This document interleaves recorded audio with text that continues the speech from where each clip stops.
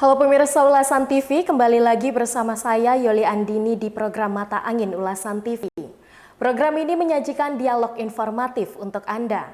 Saat ini pemerintah mulai menyiapkan sarana dan prasarana untuk memperlancar arus mudik Lebaran 2023. Provinsi Kepulauan Riau yang didominasi oleh lautan menjadikan kapal laut menjadi salah satu transportasi utama bagi para pemudik di Kepulauan Riau. Lalu seperti apa kesiapan pemerintah provinsi menyambut arus mudik Idul Fitri kali ini? Untuk mengetahuinya sudah terhubung bersama saya Kepala Dinas Perhubungan Provinsi Kepulauan Riau Junaidi. Selamat siang Pak Junaidi.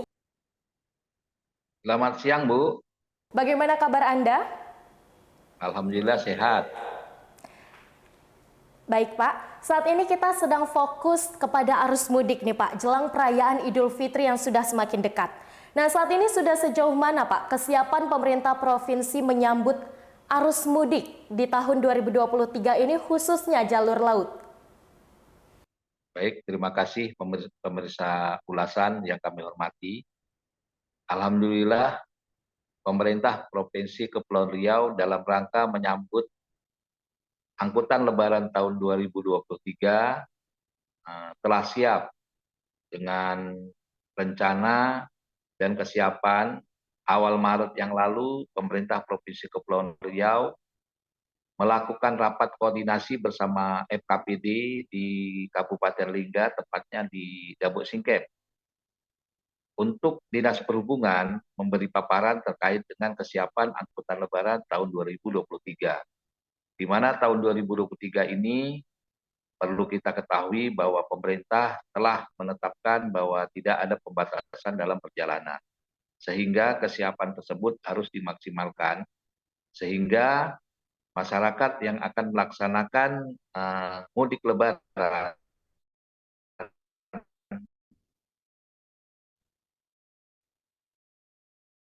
dapat terfasilitasi dengan baik. Jadi yang telah dipersiapkan beberapa waktu yang lalu antara lain bersama KSOP Tanjung Pinang, ASDP Kota Batam, dan KSOP Kijang terkait dengan kesiapan angkutan Lebaran tahun 2023. Tentu diketahui oleh masyarakat di Kepulauan Riau untuk jumlah pemudik tahun 2023 diprediksi mengalami peningkatan yang cukup signifikan dibandingkan tahun 2022 yang lalu.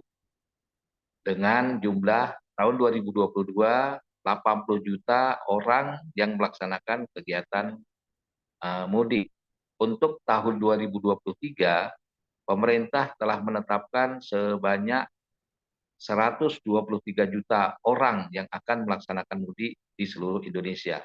Sehingga ini harus dicermati dan kesiapan prasarana dan sarana yang dimiliki di Kepulauan Riau.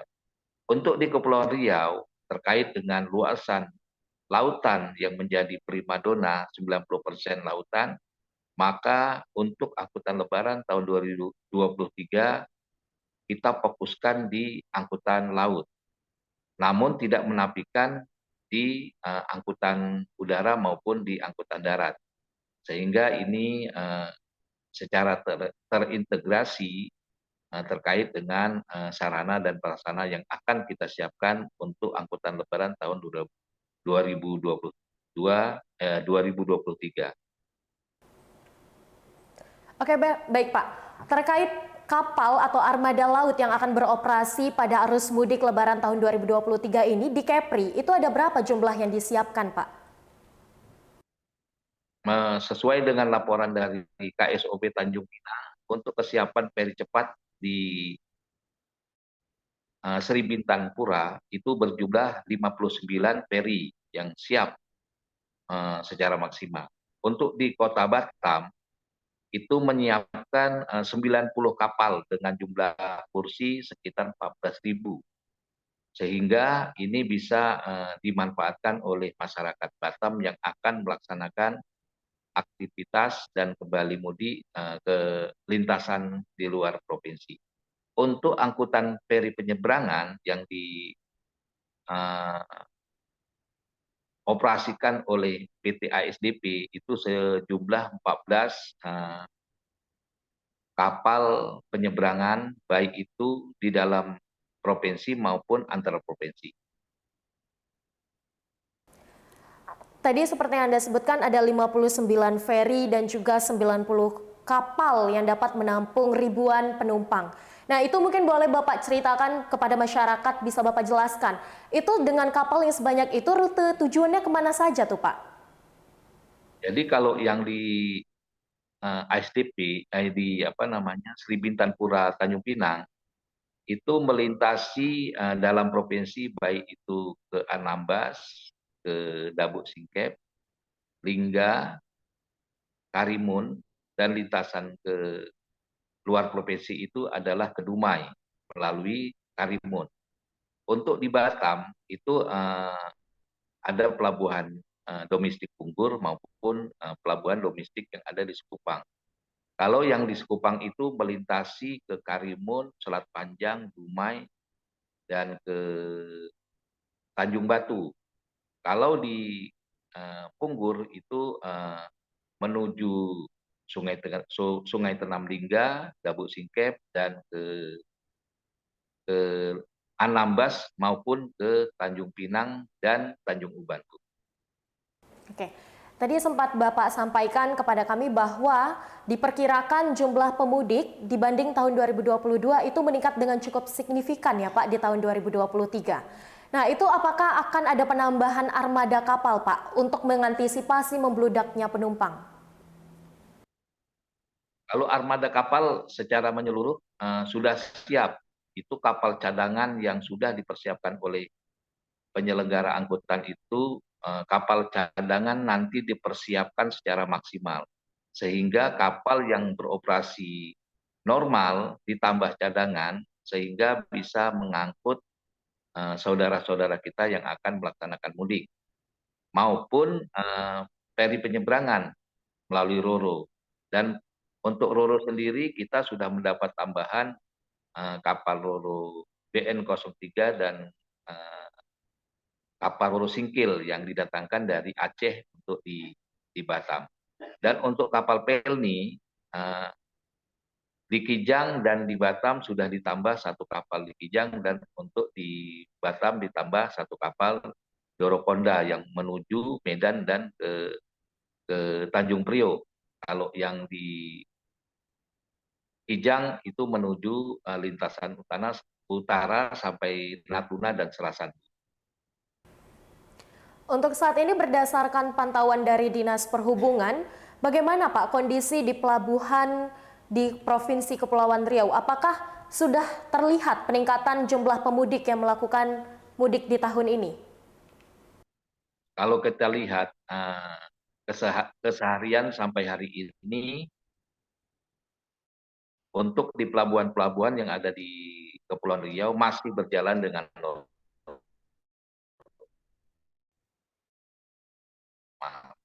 Namun dimulai tanggal 14 dan tanggal 7 besok yang akan dilaksanakan oleh PT untuk KSOP dan ASDP tanggal 14.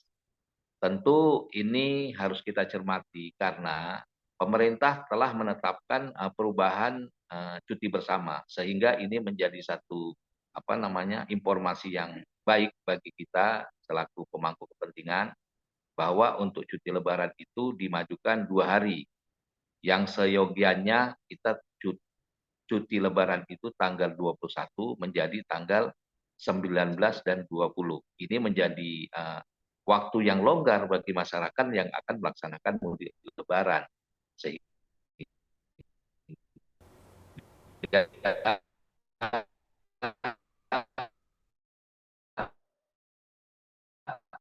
masyarakat yang akan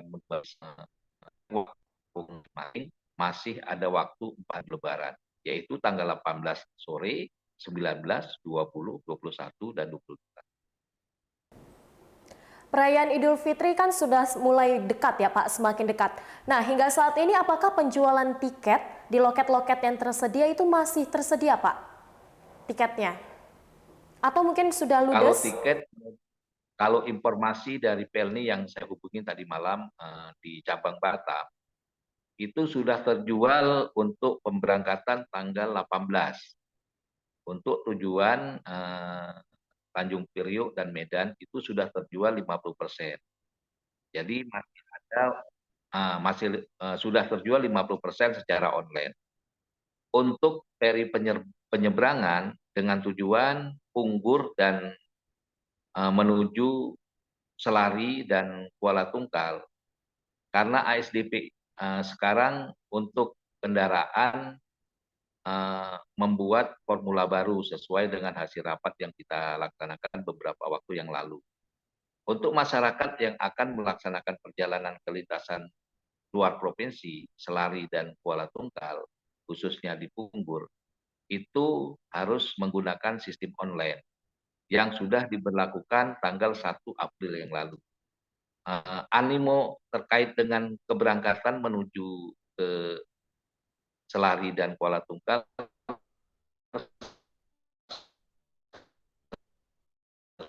sesuai dengan informasi yang kami dapat 18, 19, 20, 21. Yang untuk 16 dan 17 sudah penuh.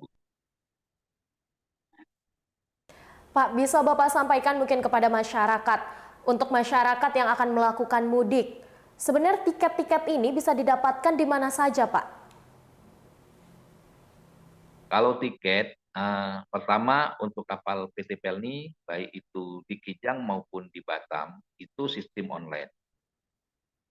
Untuk peri penyeberangan, khususnya untuk yang berkendaraan, menuju Punggur ke Selari dan Kuala Tungkal, untuk tahun ini polanya dulu sistem manual, sekarang sistem hotline. Jadi ASDP sudah menyiapkan portal hotline terkait dengan pemesanan untuk keberangkatan saudara-saudara kita menuju ke Selari dan Kuala Tungkal.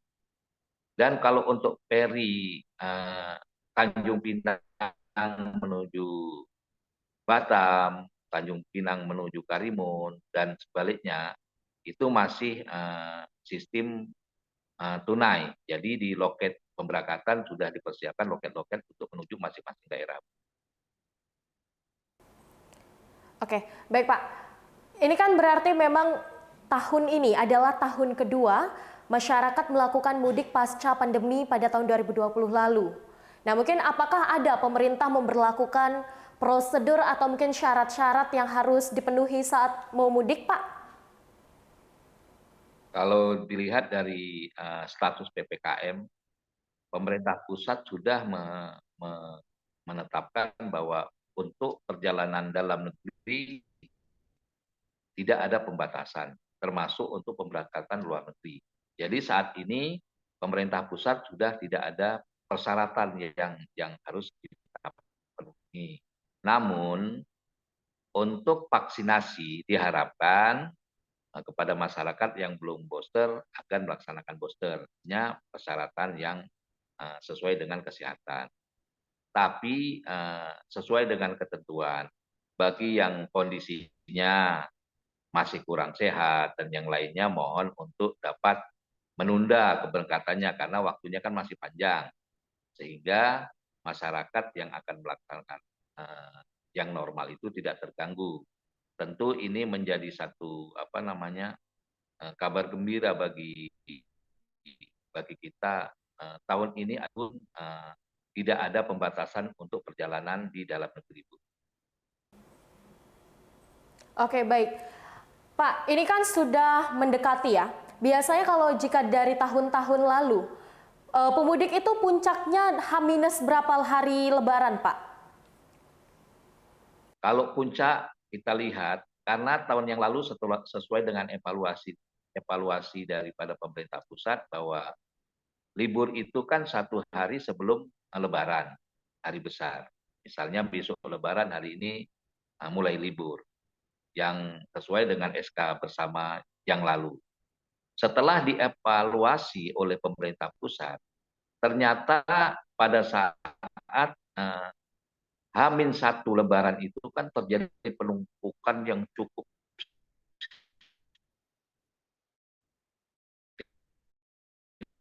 signifikan. Karena orang supaya besok hanya itu di lokasi atau tujuan masing-masing. Maka pemerintah pusat mengevaluasi dengan kriteria bahwa kalau dimajukan 2 hari, maka masyarakat itu masih ada waktu 3 hari untuk melaksanakan persiapan kembali ke daerah masing-masing. Seperti contoh, kita libur tanggal 19, tanggal 18 sore jam 4 itu kan sudah saudara-saudara kita yang bertugas di kantor pemerintah dan yang lainnya itu kan sudah kembali ke rumah dan malamnya bisa melaksanakan kegiatan eh, mudik lebaran. Jadi tanggal 18 sore, 19, 20, 21 masih ada waktu yang cukup cukup panjang untuk menuju Idul Fitri. Jadi ini sangat longgar. Oke Pak, baik sebagai untuk menutup segmen kita hari ini, apa himbauan yang ingin disampaikan oleh pemerintah Provinsi Kepulauan Riau kepada masyarakat yang akan melakukan mudik? Ya diharapkan kepada seluruh masyarakat Kepulauan Riau dan kita semua, marilah kita sambut suasana Lebaran dengan hikmah di kampung masing-masing. Persiapkanlah dokumen-dokumen yang terkait dengan perjalanan. Yang kedua, ikuti persyaratan-persyaratan penyelenggara angkutan, baik itu kalau misalnya pembelian tiket melalui online, ikuti dengan online. Kalau memang istilahnya sudah dipersiapkan loket-loket tiket sebelum keberangkatan, ikutilah aturan-aturan secara tertib.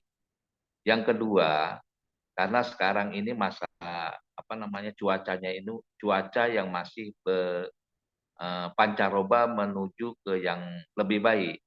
Maka dalam pelaksanaan perjalanan nanti,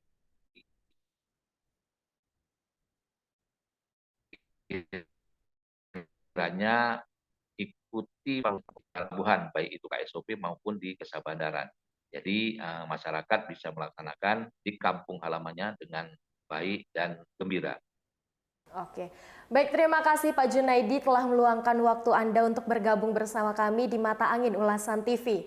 Semoga informasi tadi dapat bermanfaat untuk pemirsa UTV dimanapun Anda berada.